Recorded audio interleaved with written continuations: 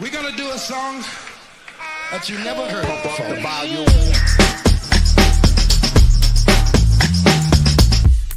Here they come and get wicked.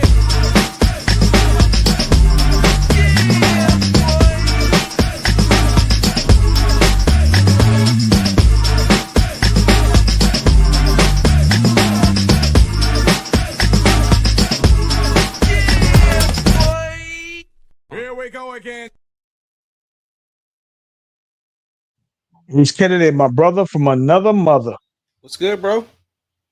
Man, I am trying to get back into the swing of things after being out for a few days though, man, or at least away from home anyway, though, man. It's been straight though. Yeah. Same. I literally got in yesterday, so I understand. Yeah. Now I went out to VA for a few days, man. My brother Ken was having a real dope music festival. This was one of the first times that he or not one of the first times. This is the first time that he put together his own event. It was a free event open to the public out in Buckrow Beach though, man. Very, very, very talking about like, talking about one of them times like being proud of somebody though, bro. Like I had been hearing them talk about it for a long time, wanting to do something and everything, especially since he got into DJing. And it's like being a DJ and then doing event planning and throwing and everything like that. It's two different things, though, man. And so it was real dope that it all came together. He had a very nice turnout. And then, I think that he was a little nervous at first because, it's on the beach. So, you always are at the mercy of the weather. And the weather held off there. He thought at some point it was like some threats of rain, but it held off. We went out though, man, and gave away some free toys to kids out there. He did a cool little benefit. The whole thing was to raise money for I think it was called Mitchville House. So it's like out here we have Hope House, where they do like a shelter for women and children basically though. So he put the whole thing together though, man, and it was real dope. Had the one thing that was wild to me that I was very curious to see is that, the event was called House the Block. And I was wondering what was the significance of it. He was telling me that no, like house music is still very much a thing. Like, and I was just like, whoa, really? So, you know, we go up there and he has 5 DJs that are playing different variations of house music and house mixes. One guy played more of some mainstream songs, right? So he kind of took a break from it. And I thought that was the more livelier part since it was the part that I was more familiar with. But I was very blown away that, oh, excuse me, golly. But I was very blown away at the response to house music because I just didn't know that that was a thing. The thing that I thought that was real dope was the response that I saw to go-go music, man. Like like I thought it's funny because having been visiting the DMV for years now, though, bro, I knew that DC go-go music was always a big thing. It was a huge, huge regional thing, though, right? From the very first time I went years ago. And I think it's just pretty cool though, man, how it's one of those things that just haven't left. It's like that live music feel that a lot of people just still rock with though, man. So it was real dope to kind of see the response when they played the go-go music set. Real dope event though, man. I was thoroughly, thoroughly impressed. And the producer in me was saying, "Oh, I might have to try this. I might have to try that. I might do this." So, yeah. I got some cooler ideas though, man. That's what's up, bro. Yeah. Yeah, I went down to Killeen, man. We grew up in Anderson Chapel and the choir, Albert Joe Reed, and we had our 50 plus reunion. So got to go back home and got to play the drums again. That was real dope. Brandon was there. Hmm. The fam was there. So had some How long trouble was you? getting. You was in there for how long again? I was supposed to get there Friday night, but I ain't get there till Saturday, which is a whole nother conversation. But yeah, man, I flew in Saturday and then left out Monday. So Mm. the concert was on Sunday. So yeah, it was a wild trip to say the least. But it was Now, super dope. where was the concert at? Was it at Anderson Chapel? It was at Anderson Chapel. It was at Anderson. Wow. So now we weren't in the actual Anderson Chapel building because they're still doing repairs on it, but they have the Miss Douse building, which they now use for worship. So it's set up kind of modern because it's got the screens in there and everything is all set up or whatever like that. So I met the pastor and he was like, yeah. He said, where you from? I said, no, I'm from here. Like I used to go to Anderson Chapel. I was here with Miss Walker, who is still there. I said, yeah. I was here when Miss Walker was over to YPD. He was like, that's wild. I was like, yeah. I said, I'm out in Oklahoma City now. He said, I was out there for a conference, woo.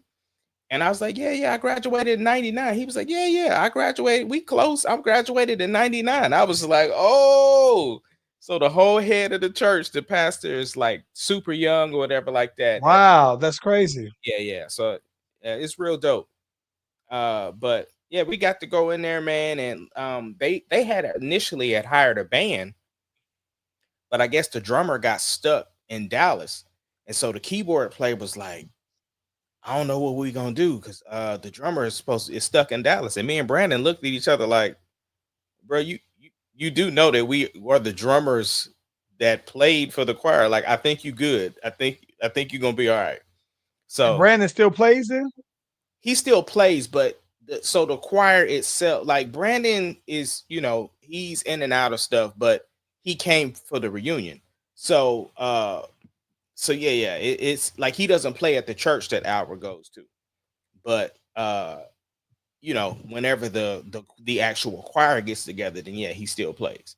But I'd imagine that playing the drums is like riding a bike. Like once you kind of, is it not like that? It is. I will say, because I haven't played the drums personally.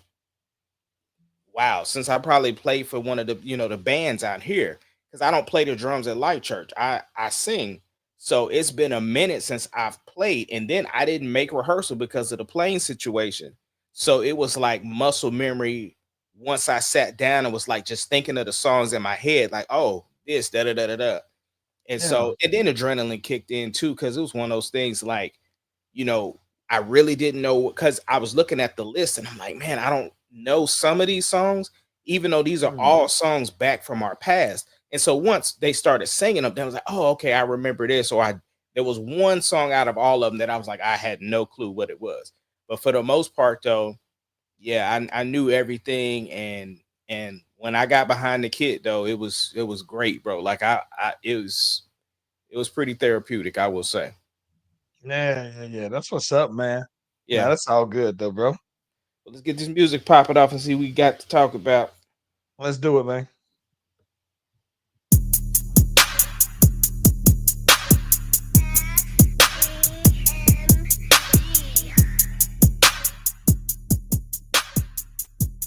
It doesn't matter what your name is. Slash Brothers Podcast, the greatest podcast of all time. The Slash Brothers Podcast, the greatest podcast. If you of all time. smell what the rock.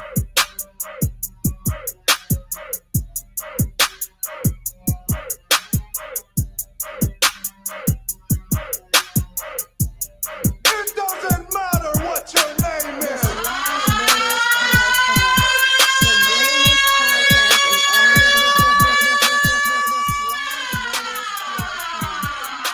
the greatest podcast of all time.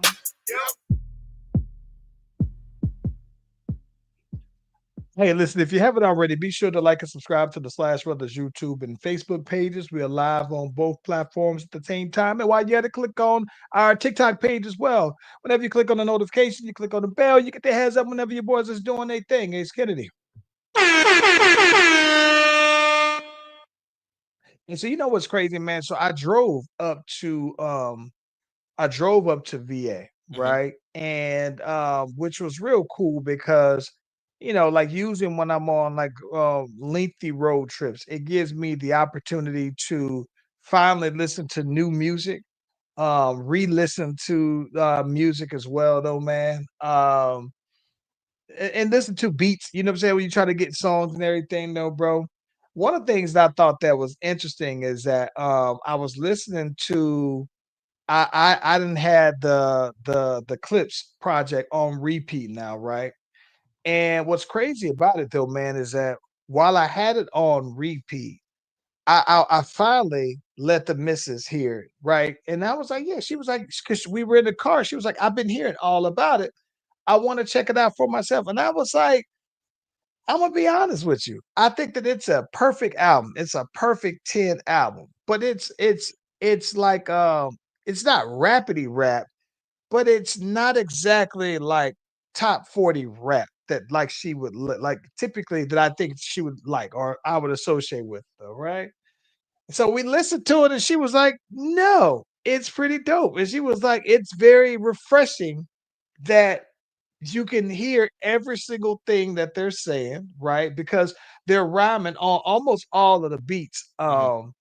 Almost all of the beats are somewhere between like 80 to 90, 95 BPM. So it's but it doesn't sound exactly like boom bap either. It's a boom bap, but a modern kind of boom bap. But because of that, it's bar heavy though. You know, you listen to a lot of bars and storytelling. And I was very surprised. She was like, "Nah, I could totally see how you would say that," because she was very impressed with it sonically as well, right? Have you got a chance to listen to it? Have not.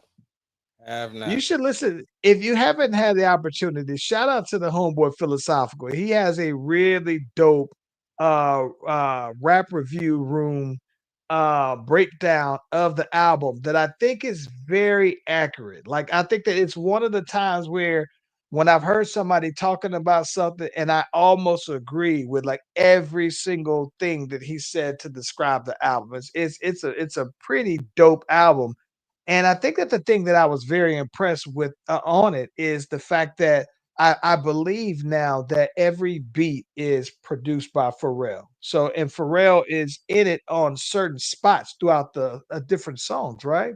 So I was always wondering how a Pharrell, a fully produced hip hop album will sound because I haven't heard Pharrell do that since probably like the last Clips album, right? But sonically though, man, it goes super, super, super hard. Like it's real, real creative. Probably what you would expect from Pharrell, right? But one of the things that I did on the way back, I started listening to the new Tyler the Creator album, right? Especially because he has a dope verse on POV, a song on the Clips album that go real hard. And I'm not sure that I like it yet, bro. I'm trying to go. I'm. It's different. Like it's very different sounding, and I think that's a good thing. So it's definitely refreshing because I haven't heard anything else like it, and I'm trying to make sure that that I'm not holding that against it. It's like now that my ears have just been listening to the Clips, and I listened to it, it's not so far. I'm like 5 songs in, and I like his last project, the last 2 projects better than this one. So that's probably where I've been. What new music have you been listening to, or have you had the opportunity to check out anything new? Yeah, yeah. So that's why I was gonna tell you why I haven't heard the Clips. I've been listening to Bieber's album. And then Mm. the next thing on the rotation is Giveon. Giveon. So that's why I haven't listened to the Clips yet. Bieber's album is different. Like sonically, the production is just a little weird, but you could tell it's Bieber, but it's just not it's not that pop what I'm used to hearing from him. You know what I'm saying? Like it ain't got Mm. no I haven't heard a yummy on there yet. Uh so I'm still waiting for that one. I Uh got that. This in that regards, is it like that last Usher where like it's like so far it's good, but no hits? uh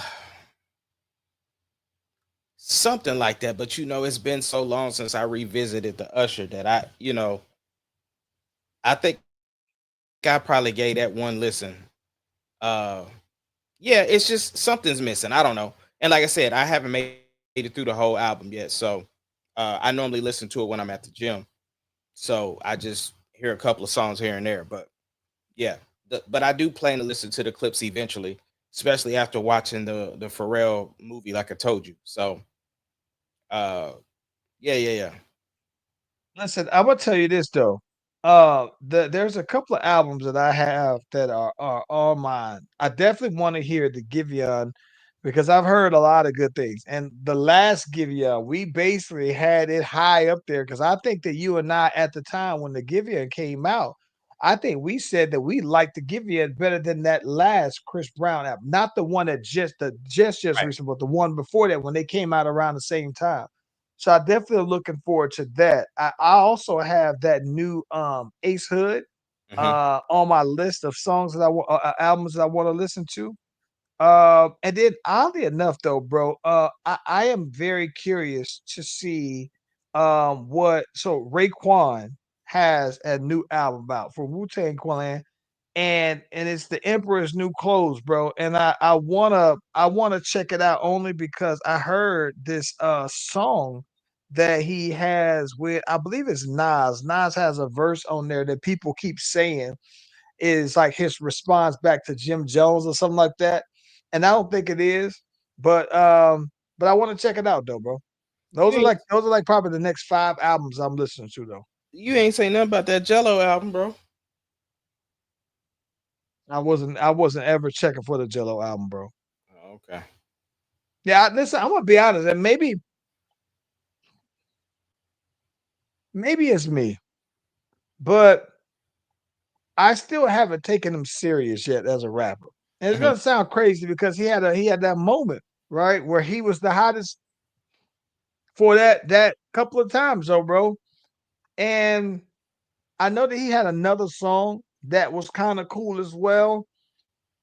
So it kind of showed that he wasn't like a one hit wonder, but I don't know, man. It's I haven't it's still hard for me to take him serious yet. And I don't know why. I just don't, man. Yeah, that's odd. Just because I know. I mean, that man is out there doing all of his passions. You know what I'm saying? Trying to get on for the NBA, and then started working on music. And I'm sure that this isn't his first attempt at doing music. That is what I so I'd imagine, right, that there are a lot of rappers who rap. I mean, now, there are a lot of NBA players who also rap as well, right? There are quite a few who put out music and they just put it out because it's still passion. And I think that listen, I think that as long as he's able to put out music and still pursue, the NBA, I think that there's nothing wrong with him doing both. That's nothing different from you and I having full-time jobs and still pursuing music. It's a passion, right? So it's not that though, man. I think that I just I like when I heard the Tweaker song, I liked the chorus of it, but I didn't like anything else. I like the beat too, but I didn't like his rap style necessarily. And then the other song, I was just like, all right, it's cool. Like I haven't really been like blown away. But I told you I got my rule, man. If I hear you 3 times and I don't think you're whack, then I might like your stuff though. So maybe he has a third time for me to really be to buy into it though, man. But I don't know what I think about him though, bro. I don't. Yeah, I see the Yeah, Charlotte I don't know. won G League. I mean the Summer League championship. Yeah, yeah. Charlotte, I think that it is going to be interesting too, though, man, because Charlotte has Charlotte is a very so listen, man. Charlotte has been in rebuild mode. Like they are somebody. I'm gonna be honest with you, bro. They are in dire need of a Sam Presti, bro. Like they just can't quite get it though, man. And I think Jordan had already sold the team, so they can't blame him. I think that they're still recovering from the Jordan era, but like the Hornets have been in rebuild mode. Yeah, for probably the last since they've been in back in Charlotte, though, right? Like when they was with the Pelican and when they was in New Orleans, they was kind of in playoff mode when Chris Paul was there. But ever since Chris Paul and them that run that they had, and when they went to OKC, the boys been rebuilding for 20 years now, though, bro.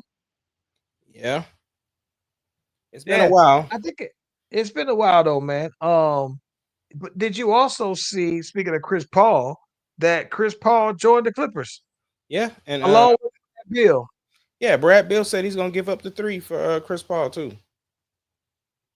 Yeah, I said didn't he's think about that. yeah. He said he's gonna give him the number, bro. Let me ask you this though, bro. What's up? So with a potential starting lineup of Zubac, Kawhi, James Harden, Chris Paul, and Brad Bill. Chris Paul's not starting, bro. Chris Paul's not starting. He's not starting. Who is going to be their PG? James Harden was their PG at first. Yeah, it's probably still gonna be the case. Okay, who's their next guy then? Who's They their showed- sixth guy? They showed the starting 5 and they showed who the backups were too. Yeah, but no, Chris Paul's not starting. And now the thing was, he wanted to start. That was his thing. He was trying to sign with a squad, and he wanted to still be a starter. But not many teams was biting. And I know the Bucks were looking.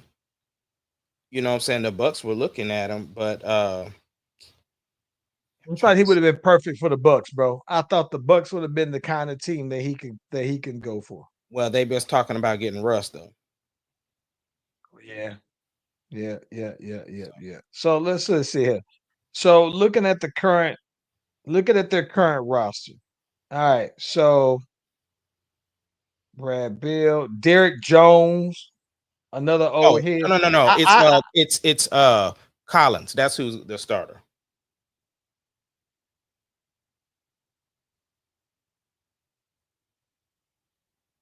John Collins. John Collins. Okay. Yeah. So it's they're like you gonna said, start. So James Harden is gonna PG it then. yeah, Um because did it's you- Collins, it's Collins, Zubac, Harden, Leonard, and Brad Bill. Batum. Bro, did you know Patty Mills plays for them? I saw that Brooke Lopez too. I did. Brooke Lopez. Okay, so I didn't know Ben Simmons plays for them. He does, but they shopping him right now. The Clipper, I think the Celtics want him. It was the Celtics and somebody else was looking at him. I'm gonna be honest with you, bro. I think Ben Simmons would play well for the Bucks, bro. I could see Ben Simmons playing for the Bucks and thriving, though, bro. I think that as long as the Bucks get them another like pure shooting guard, like a real 3-point shooter, I think that Ben Simmons would go out there and do pretty well against them, though, bro. John Collins.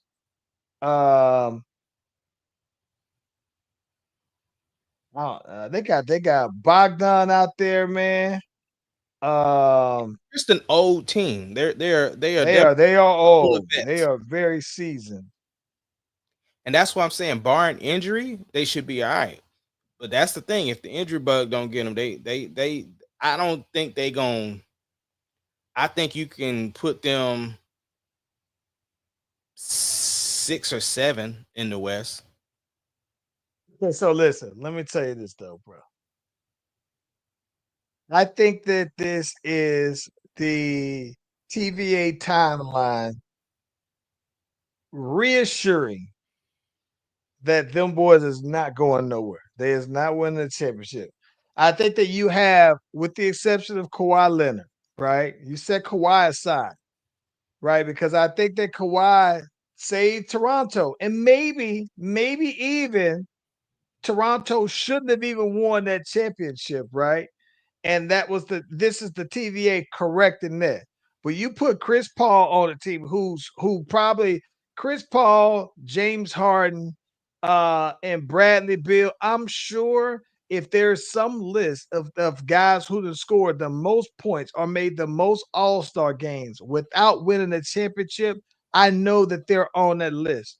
So when you put all of them on the list at the same time, I think that this is the TVA doubling down that these boys is not winning the championship, though, bro. I think that it's not meant for them. I don't.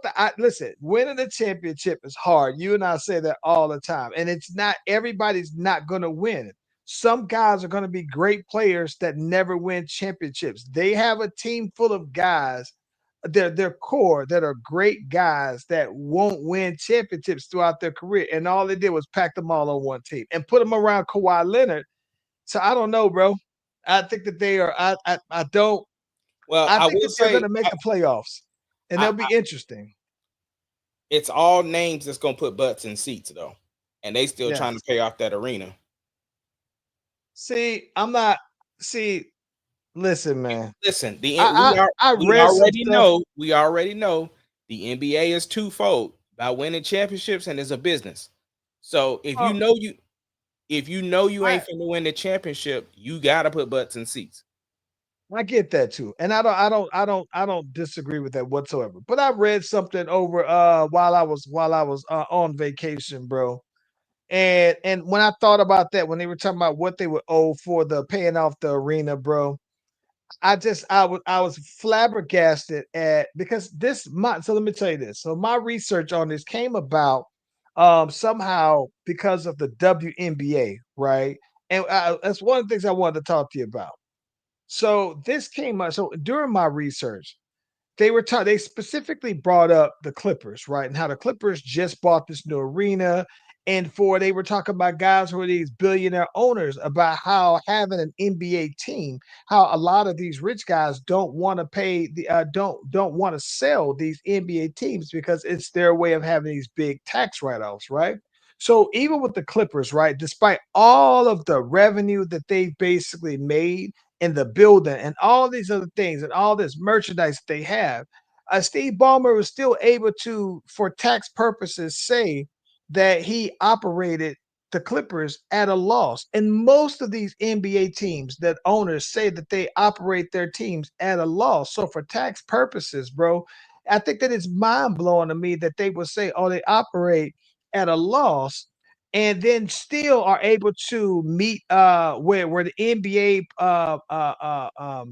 contracts and TV deals are bigger than they ever been, but you can still say you're operating at a loss, but it's for tax purposes because they brought up that based off of them saying that they can operate at a loss, that now Steve Ballmer's tax rate is lower than like a LeBron James, which Mhm. is also like the flip side to that. When I saw that the WNBA, right? Is that the WNBA, the players are keep saying, well, pay us what we're worth, though, right? And you say, well, dang, you know what the NBA has been saying for the entire 20 years of the WNBA's existence, that they've been operating at a loss as a subsidy, right? Mhm. And so then it's like, well, if they've been operating at a loss, how can you have uh Golden State's new team, the Valkyrie, come in and their net value, their net worth is $500 million. Who haven't never had anybody in the seats, having never put a team together. You're saying you're operating at a loss, but then this team's value is at $500 million. So right. And that's where when I keep seeing all of these WNBA players with the shirts and their little protests and everything like that about getting paid more money and all this stuff, that's where they're coming from because they're just like, well, if you're making money, if you're a billionaire, right? Why would you own an NBA team if you truly are operating at a loss? It just wouldn't be lucrative. But for tax purposes and all these other things, they are. But I got off track on the original. But at that, it was funny you brought up that with him in particular in the building. Um, but but here's a flip side of that. Let me segue that though, Mhm. because also since we last met, Dame re-signed with the Portland Trailblazers. So right, Ace Kennedy. I saw that and I initially thought, okay, he's done chasing championship. That's it. He is saying I'm gonna go out on I'm gonna go out with the team that I came in with. And I think, bro, that his chasing, I think he's gonna go out and play the best he can. And if we win some games, cool. If we make it interesting, cool. I think that this is Dame's retirement contract, bro. I think that I don't think that winning a championship is an aspiration anymore. I don't think it's him retiring. I think it's his rehabilitation. Like I think Mhm. he's coming home to rehab. He's gonna get in game shape, playing with a young team. He's gonna still prove his worth to another team, and then he'll probably leave once he's healthy. He's gonna use the 2 years to get healthy. Okay, so look, so here's the thing though. So he'll miss all of this coming season to get healthy, which I think that he should do. Right. So he signed a 3-year deal with them. And on the third year, he signs a 3-year deal that has a no trade clause, right? So I respect that he's saying, hey, if I'm gonna come back there, I don't want y'all to try to trade me or do this whole thing, whatever, right? Right. Well, I think that the part that gets me the most is that by the time he's done with that, let's just say if you say 2 years, right? He's gonna be like 38 years old, though, bro. And, He is. and So if you prove your worth, you know how this NBA league is what have you done for me lately? So he goes out and he's the Dame of old, putting up the numbers, and a potential team that's a Lakers team that LeBron's about to retire, a Denver team where Kyrie might retire or go to a different team. Like you know how in the NBA moves. So my thing is that he ain't gonna be there this year, but he gonna turn around, and then a team might be willing to spend that bread if they feel like they are a piece away, especially a scoring point guard.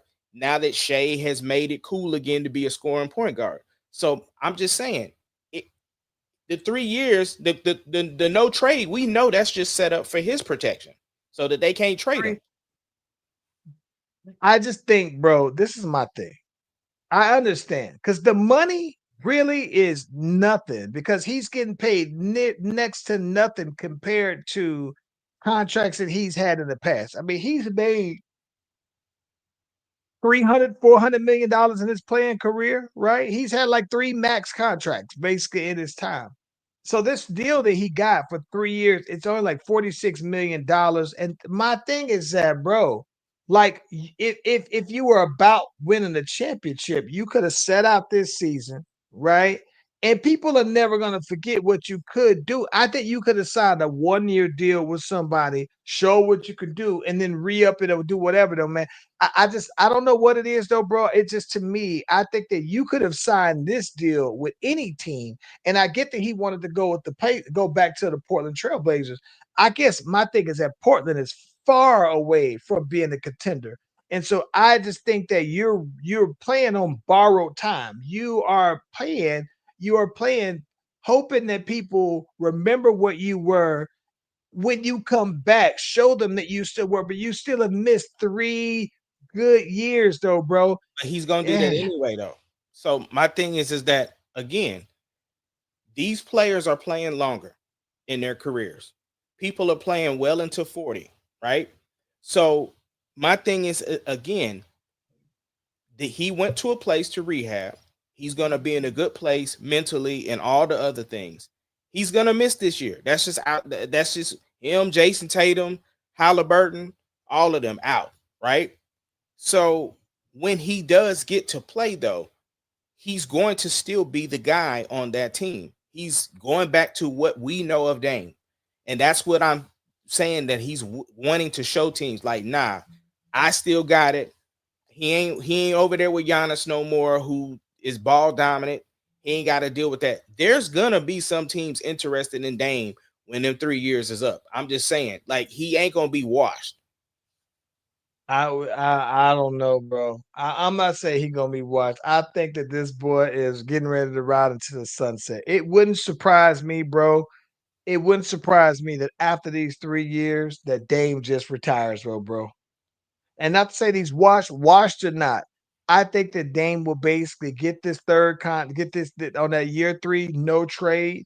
It's just a guarantee that he finishes his career with Portland, though, bro. And I think that he's done after that, though, bro. I think that he is it's over. And I think that the bad part about it is I just wish that we talked about that before, right?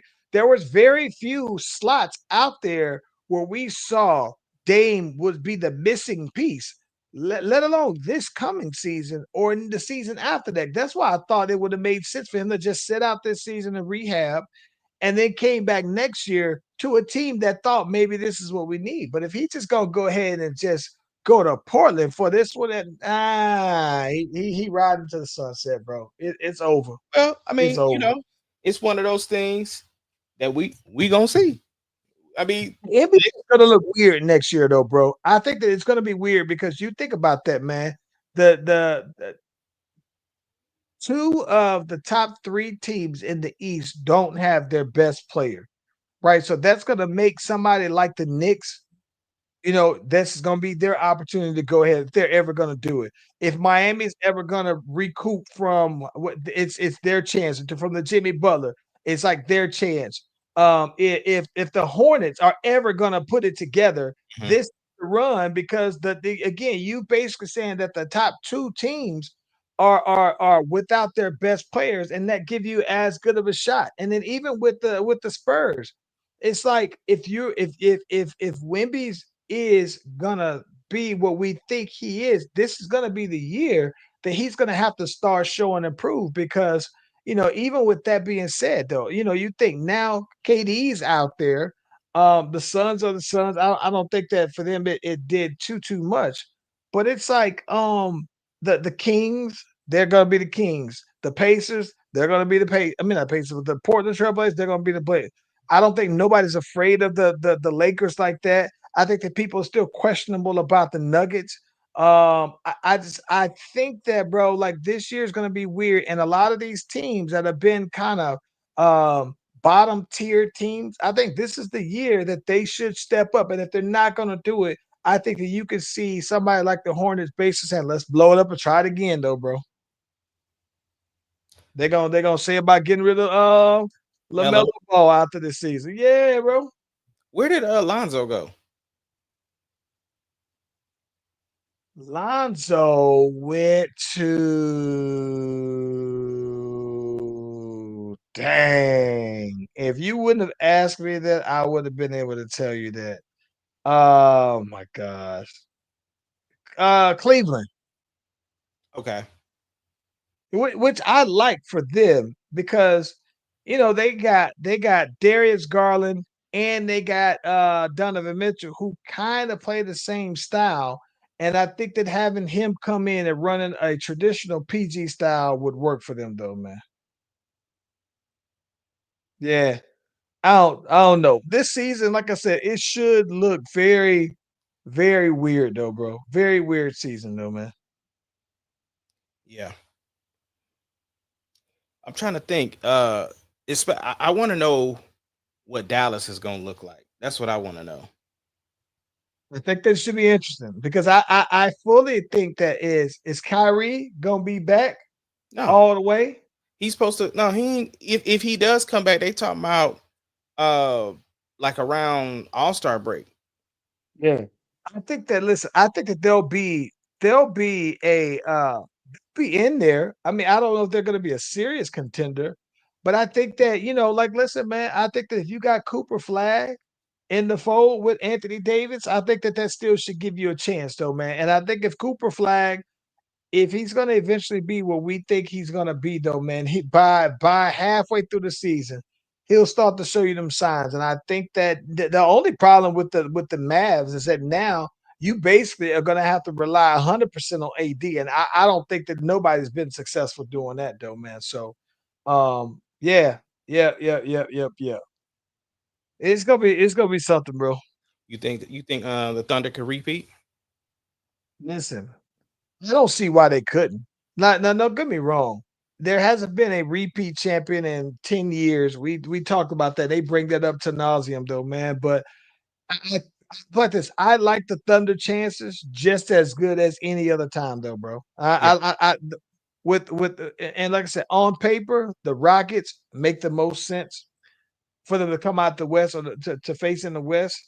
Um, But even with that in the East, if the Pacers don't got Halliburton, that's it. So to me, that means that I'm still trying to see if I trust the Celtics without Tatum, because now if you put all the effort on Jalen Brown, I think that that makes him. He's gonna have to show that he is a number one guy. And I think that that to me makes the Knicks the most complete team to me that comes out of the East with and the Cavs. And hell, I don't think that I would pick the Thunder over both of those teams though. So So you ain't say the 76ers, you ain't giving them no chance. no, no, they got Paul George, bro, Oh man. and they got Joel Embiid. So no, I don't think so. I think that they. I listen. I think that after this season, the 76ers are gonna blow it up. I think that after this Well, season, they said this is that. gonna I sound mean, they said that. yeah, but then when I say blow it up, I think that they're gonna trade Joel Embiid after this season. I think I That's what they listen. don't say. I think Embiid is gonna be gone, and I think Zion gonna be gone. Yeah. I think listen, if you don't trade it listen, if you trade Joel Embiid, you got to get Paul George out of there too, bro. Yeah, I don't know, man. So you see what they I think that you get the look, you see what they gonna look like this year. And then I think that you if they don't show you Eastern Conference Finals, get them out of there, man. I don't know. Did you by the way, did you talk about let's switch gears for a second. Did you Yeah, see yeah. did you see Jerry Jones' comments about the Cowboys and paying players, oh bro? He got out there and was talking about they have been asking him about the Michael Parsons contract and everything, right? And Jerry Jones had wanted to negotiate his contract directly with Michael Parsons, right, without his management. And I think that's probably how him and Dak kind of they don't really see eye to eye, because Dak does all his negotiations strictly through his agent, and it's just like, nah, that's business. We ain't got to be personal. And so here it is. Michael Parsons is basically kind of on that same approach, and they were talking about, Jerry Jones gets up there and was like, "Hey, man, just because you paying a person the money don't mean you're gonna get out everything that that your money says. So you got to be careful with that money." He was like, "Hey, we made somebody the highest paid player, and we got 3 games out of him." Bro. I'm talking about when it was talking about Micah, and then threw one of the shots of all shots to Dak Prescott, though, bro. I said, "Oh man." And my thing is this, though, bro. I'm just like, God damn, bro. Well, how does Michael Parsons feel about that, then, bro? Like that's what he think about him, though, man. Like, come on, man. Hey, you know what it is, bro. These players can make a lot of control happen. They'll hold out like they. Hey, and I'm here for it. If it's like, listen, I got money, so I got time to just I'll pay these fines, I'll do whatever, but I'm gonna get the contract that I want, or I just won't play. Well, here's the thing about it, though, right? Because you think Micah, then now you could have signed Micah Parsons last year. You could have Mhm. extended him last year, right?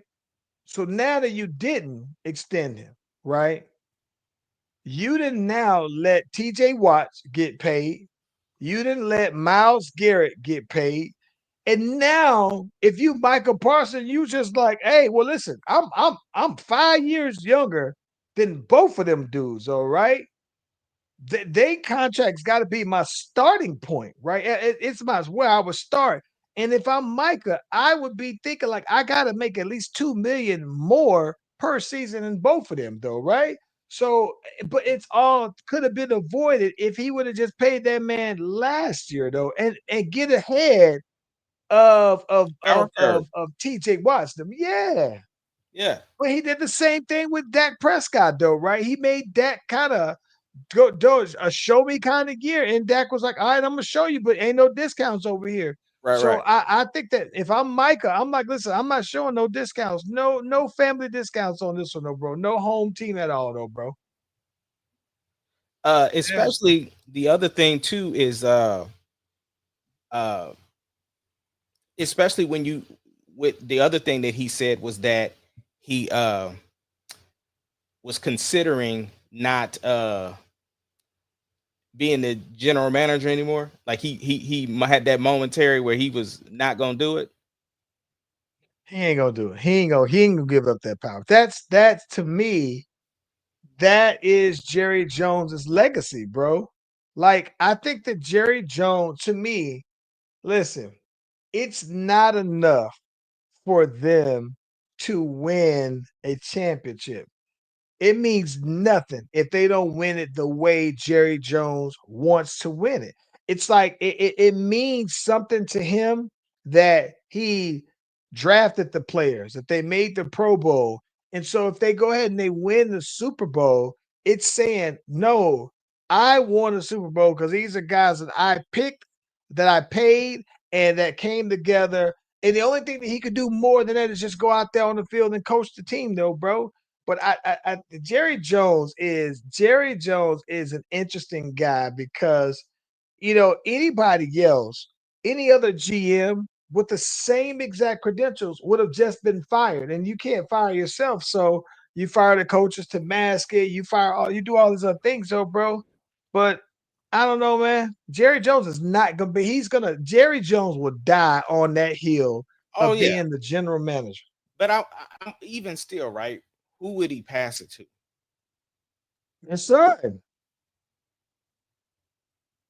His son's gonna do the same thing, right? His son is gonna when he takes over, he's gonna do the same thing. He's gonna be the general manager and president. He's gonna try to pick the players and do the same thing Jerry did. And unless he really learns from Jerry Jones's mistakes or differences, though, man, yeah, I think that's what he's gonna do. Yeah, I don't know, bro. Man, I like I said, man, this football season, I am just not as excited, bro. I'm just not. I think I'm more ready to see college football because I want to see what Arch does, but NFL, nah, just not excited, bro. So I told you where I'm at with it, though, bro. My team, like I said, I'm almost ready to put my fan hood up. I bought me a new little Saints bucket while I was up there, though, man. It's real cold too, though, bro. But I'm almost ready. You saw your boy just retired. Yeah, I saw Tyrann Mathieu. He was like one of my favorite players on the Saints team too, though, man.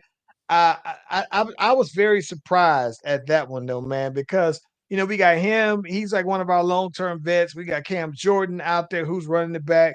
So I don't know, man. It's tough, but when I'm seeing them go, oh man, I don't know. But I know for sure we are washed this year, though, man. We ain't doing nothing.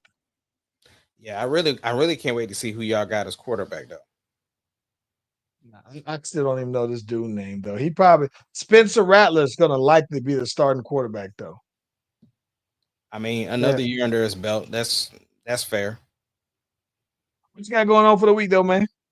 Man, a little of nothing, bro. I still gotta unpack. And then that's about it, bro. Like I said, I'm piecing together stuff, getting ready for the show, for the state fair, and touching up songs at the same time. So that's just gonna be the ongoing process. It ain't gonna really change. That's it for me. What about you? Man, so this week, now that I'm getting back settled in, though, man, I'm trying to play around with some ideas in the studio, man, that I've been that I have in my head, especially after listening to some stuff during my road trip, though, man. So I'm excited to kind of get back to my normal routine. But I'm gonna be in the lab real heavy, though, man, this week, though. God willing, that's gonna be the plan. That's what's up, bro. But look, man, we are the Slash Brothers. From ATL to OKC. We'll holler at y'all on the next one. Yeah. We out. It